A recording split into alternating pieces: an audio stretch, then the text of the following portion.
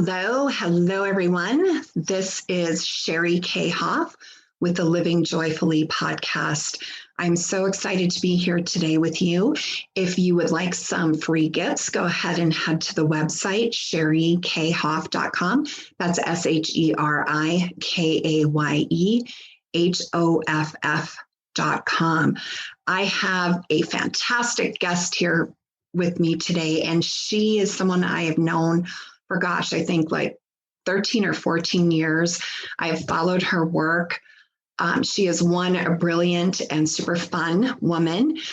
I want to introduce you to Mary Allen. Mary Allen is known to many as America's inner peace coach, author of The Power of Inner Choice, and host of Conversations with the Masters, interviewing best-selling authors, speakers, and coaches, including Dr. Wayne Dyer, Carolyn Myss, Byron Katie, Debbie Ford, and countless others.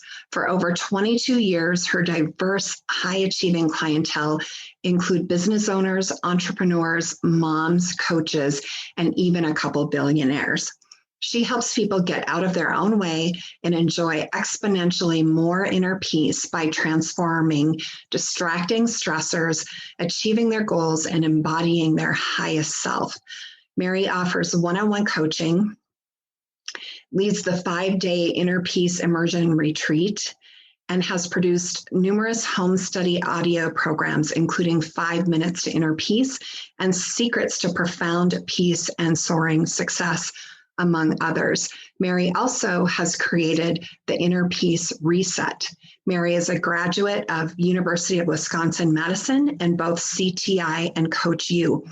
All her formal training results and client recommendations have earned her the accreditation of Master Certified Coach, awarded to the top 1% of coaches. Mary loves veggie smoothies and yoga. She lives in Laguna Niguel, California with her husband, John, and is a mother of 8-year-old twins. Welcome, Mary. I'm just so happy you're here. How are you today?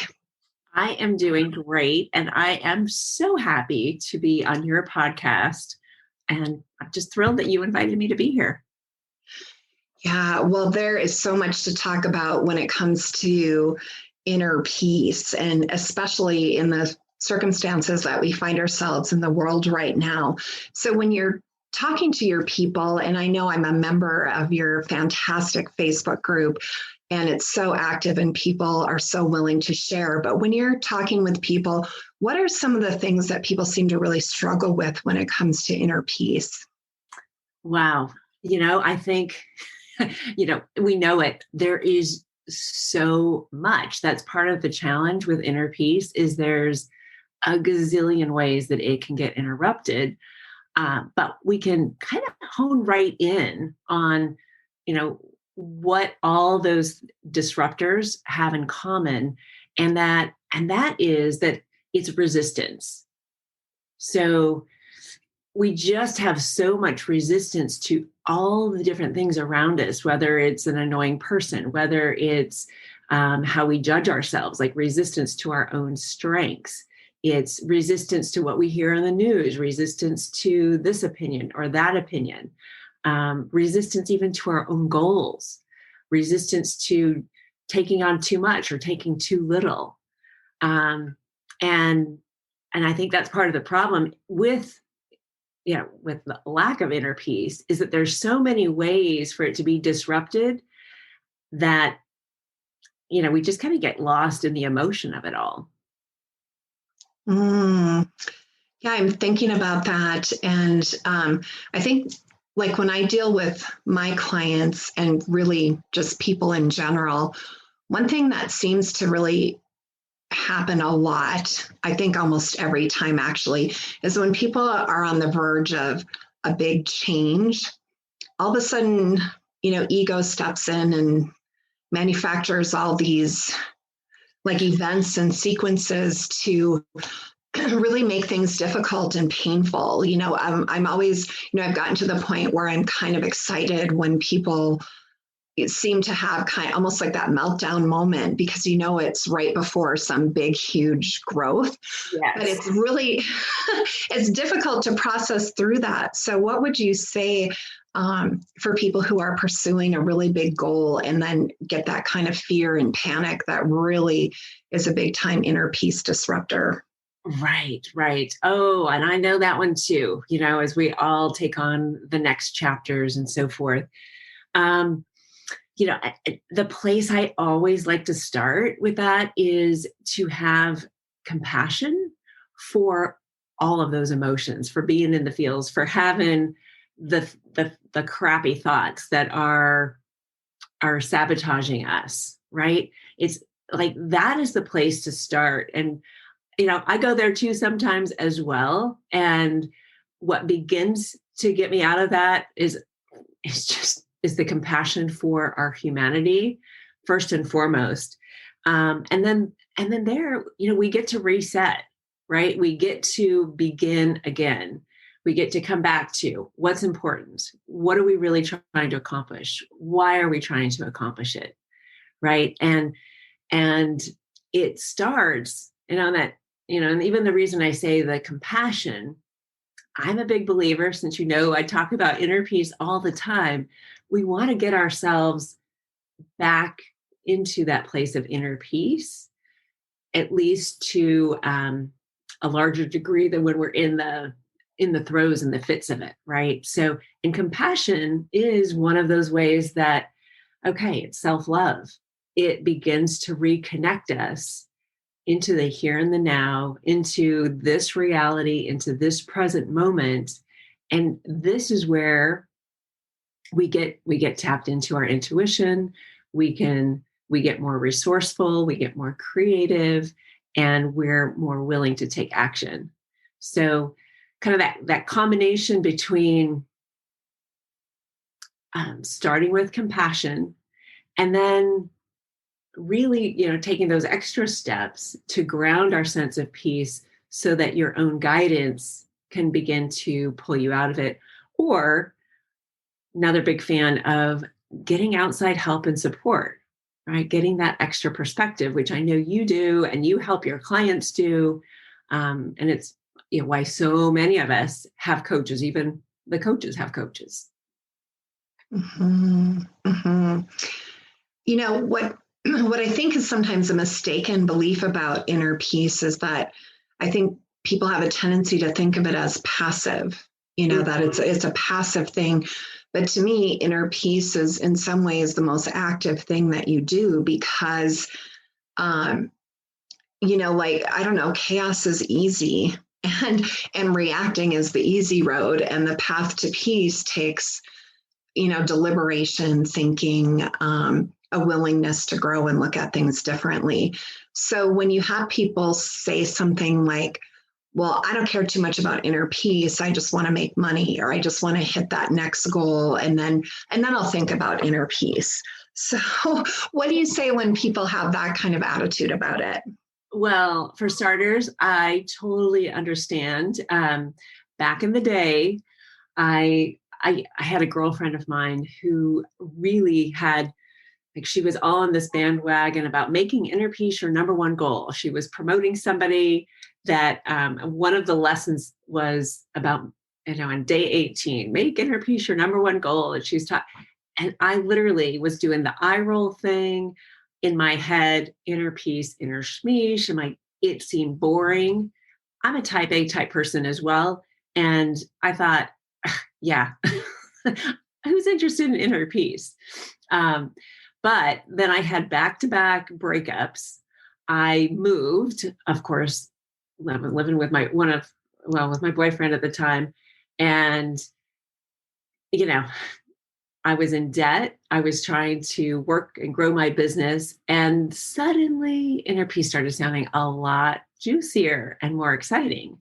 And that was really my first turning point with inner peace. And as I began to work, and just paying attention to inner peace, and in those moments of reaction, like you said, kind of getting excited and digging deeper and having the transformations, ultimately what happened, over a concentrated period of time, I went from thinking inner peace, inner schmeesh, making inner peace a priority.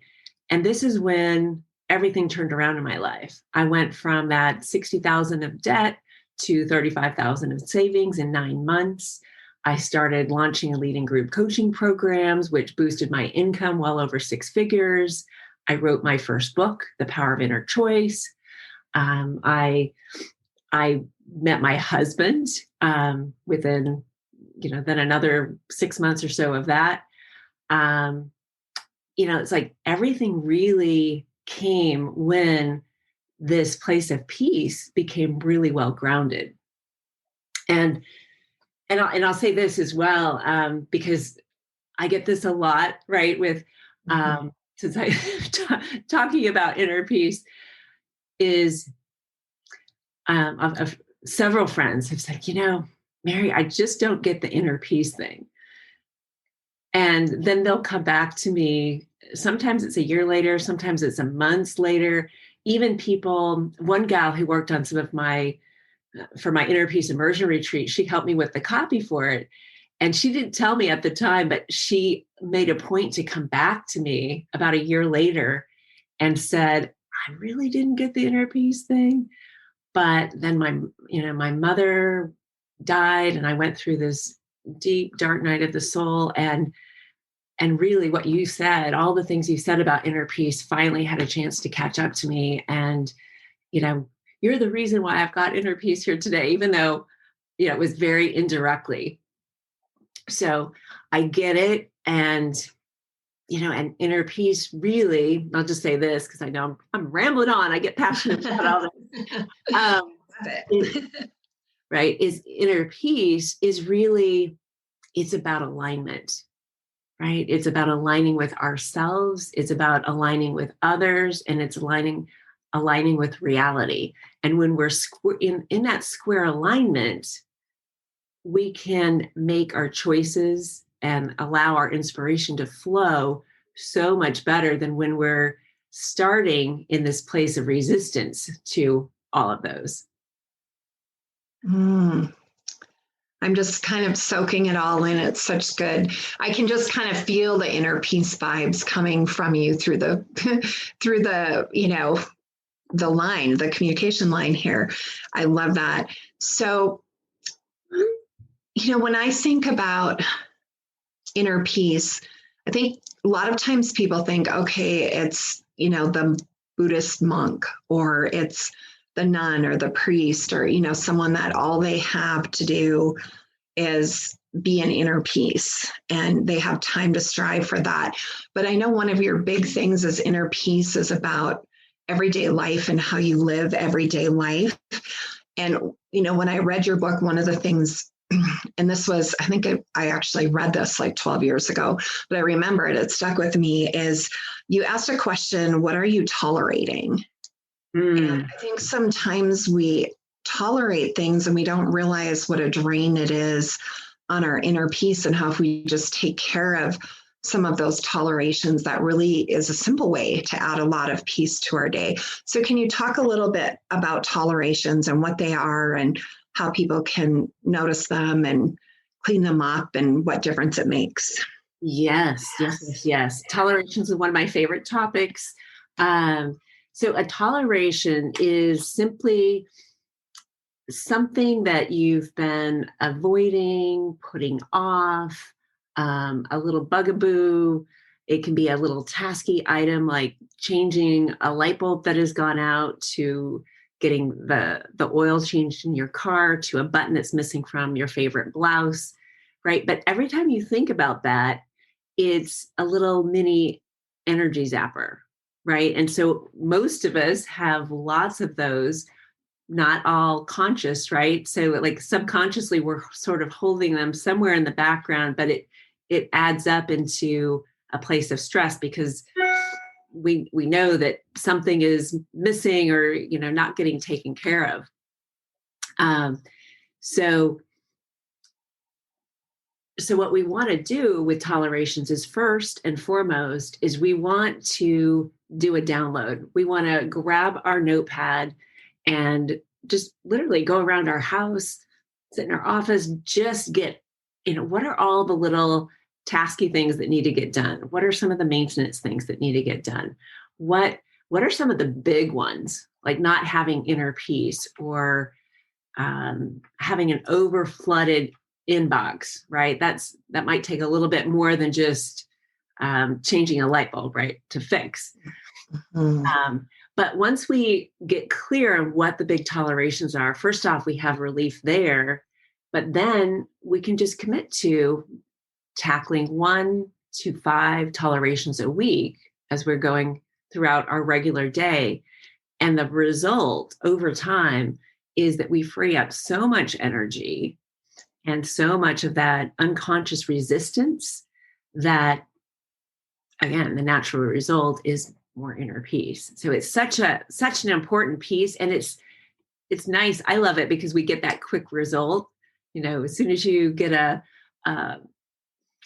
closet reorganized that you've been putting off, or the drawer that just in your office that is every time you open it, it's zaps the energy. Or there's so many little examples. I'm sure people are starting like, oh no, it's like, I don't want to think about my tolerations. But no, take them and pull out that sheet of paper right now, write them down. And you don't have to do them all now, but just, start chipping away at them one at a time. Yeah, I like how you said that. It's it gives you that quick result. And actually those kinds of things do give you like a dopamine hit.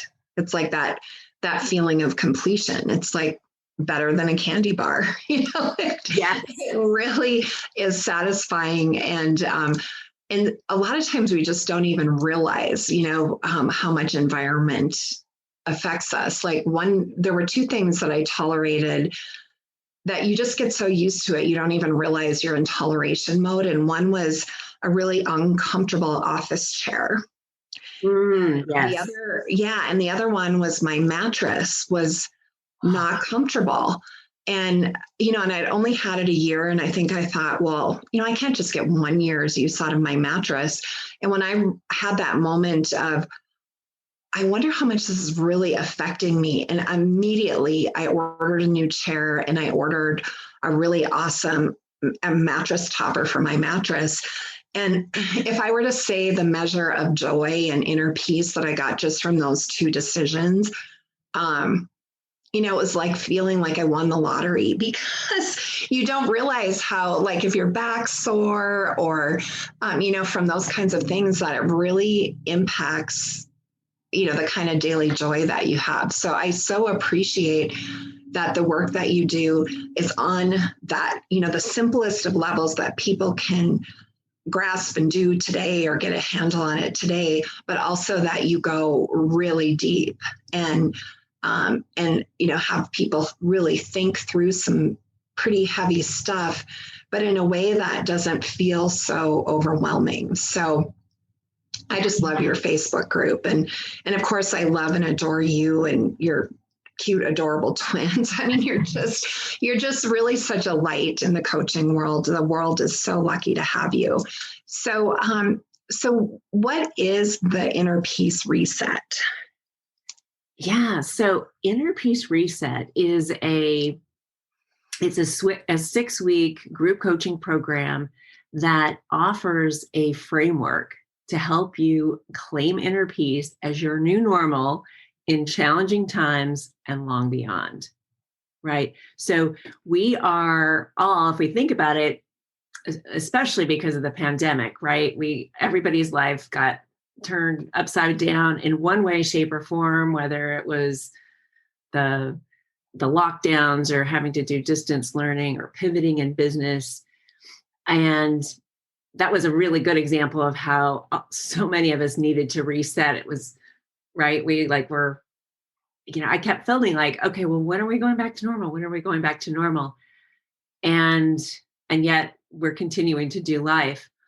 So I created Inner Peace Reset as a way to allow, in a very systematic 6-step way, where you can reset when you need like a big reset.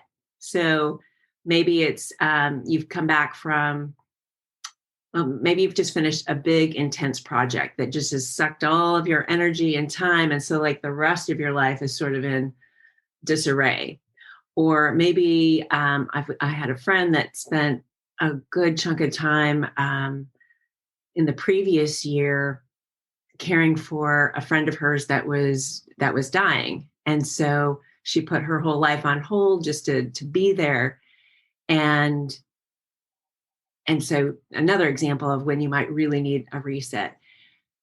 Those are big examples, but if you think about it every day, even multiple times throughout the day, we've got a reset, right? We get a bad piece of news, something that really jars us. Maybe we hear something in the news that just, deflates our balloon.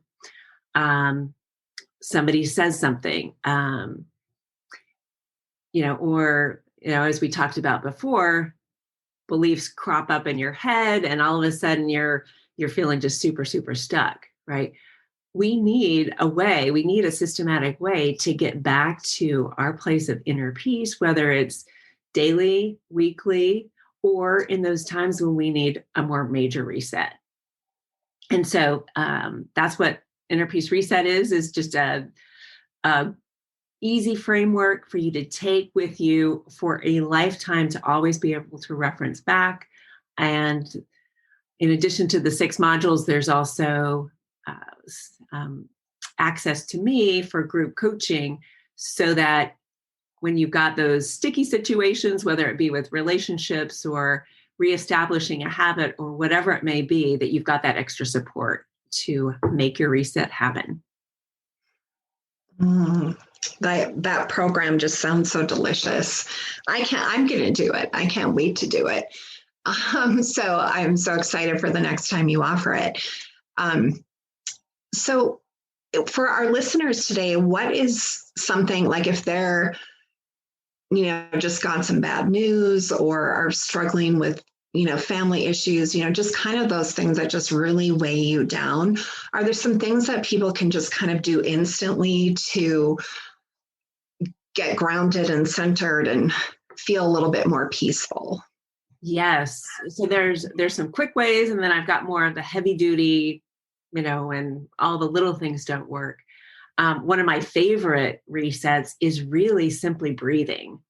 And very specifically, it's taking a deep breath in, holding for a count of 4, 1, 2, 3, 4, and then exhale and drop your shoulders.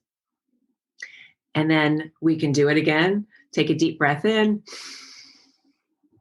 hold 1, 2, 3, 4, exhale, drop your shoulders. And this simple breathing exercise, I don't know how you're feeling right now, Sheri. Well, I think that every time I do that, what I don't realize is how tense up my shoulders are. Like when you say drop your shoulders, I'm like, oh, my shoulders are up around my ears. Exactly. And when we're stressed, or even if it's subtle anxiety or whatever it is, we unconsciously hold our breath. And that little breathing exercise helps us come back into alignment with our breath, back into the present moment. And you may know this from a previous interview, but where I learned this was on the top of a 30-foot trapeze platform. And I would climb up to the top, and for some reason, my legs were uncontrollably shaking, right? And I'm trying to do the mind over matter business. I'm a coach, and I like this challenge of finding inner peace at any moment. And it was not working. And it was the instructor at the top that had me do that simple breathing exercise, 30 feet up. All I'm getting ready to hold on to is a little teeny bar and, leap.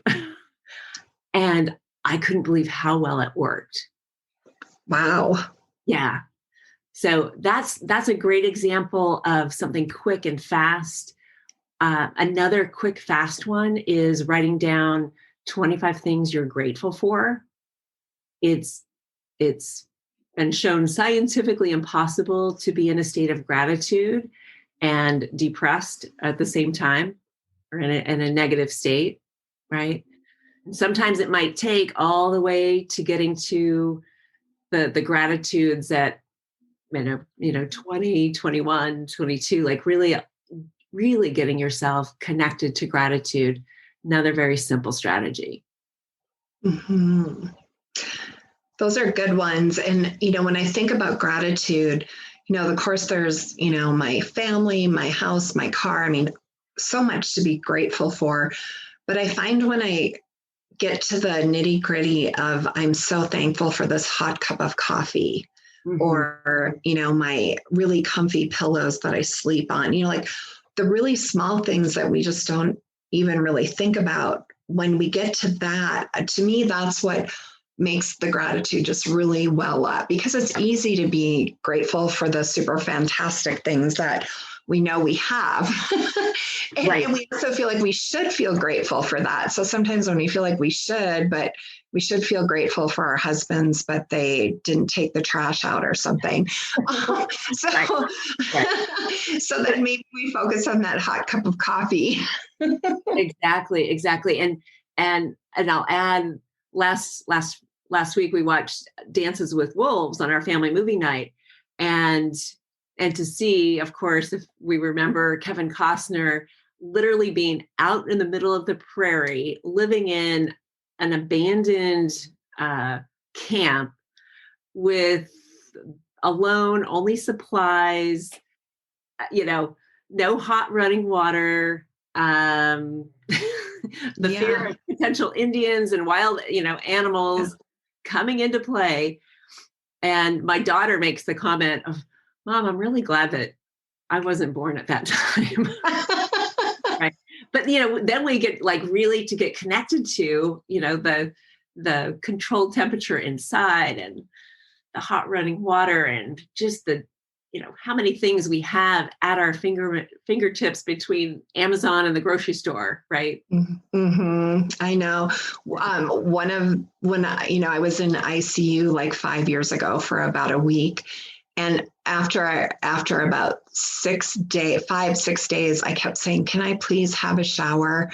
And they didn't want to unhook everything, and so I kept being no. So when I could finally take a shower, I think it felt like one of the most happiest moments of my life to just have water running down my body. Yes. So good. Yeah. Yes. Well, and since we're talking in the shower, we'll throw in one other quick strategy to find peace very quickly, and that's getting really present. So, and the shower has always been one of my favorite. I've got this idea of this practice called Now Practices, which is in my book, The Power of Inner Choice, where it basically helps you amplify the feelings of being present. One of those is engaging the senses, and nothing like engaging the senses in a hot shower, right? The feeling the temperature of the hot water, and the smells of the shampoos, and just the feeling of the touch, how the water feels as it, taps on your body, and as you're shampooing your hair, right? So getting, heightening those senses, whether it's in the shower or even as, wherever you're listening to this podcast, like looking around you, looking at an object on your desk, to just getting fully connected and present is also one of those rapid ways to drop yourself back into peace. Well, you've just delivered so much here and so much value. If people want to learn more about you, Mary, what is the best place? How can they do that? So best place is connect with me on my website, lifecoachmary.com. That's LIFECOACHMARY.com. There is a free gift to take advantage of there, 5 Keys to Inner Peace Now, which is in both ebook and audio format, depending on your favorite way to listen. And join my Facebook group. Sheri mentioned Inner Peace on Purpose, my Facebook group, which is a fantastic community. We've got daily questions to just bring about inner peace and expand awareness, daily quotes and Facebook Lives and a whole lot more. So I hope you'll connect with us there as well.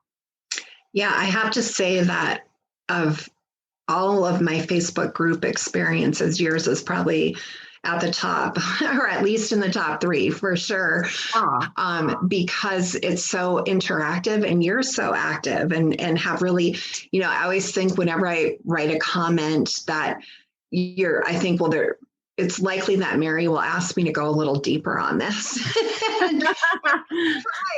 Sometimes I think I'm commenting on something that there's no way to go any deeper. And then you'll ask something and I'll think, I didn't think to go in that direction. So it's really a great place, and people are kind but also at the same time, I feel like people are kind, but very honest. Like there's very diverse people in the group with very diverse opinions on things, and it all works. So it really is a great place for people to get to know you and other people who want to know about inner peace. So thank you for sharing that. And I just want to remind everyone that you can also visit my website, SheriKayhoff.com, SheriKayehOff.com.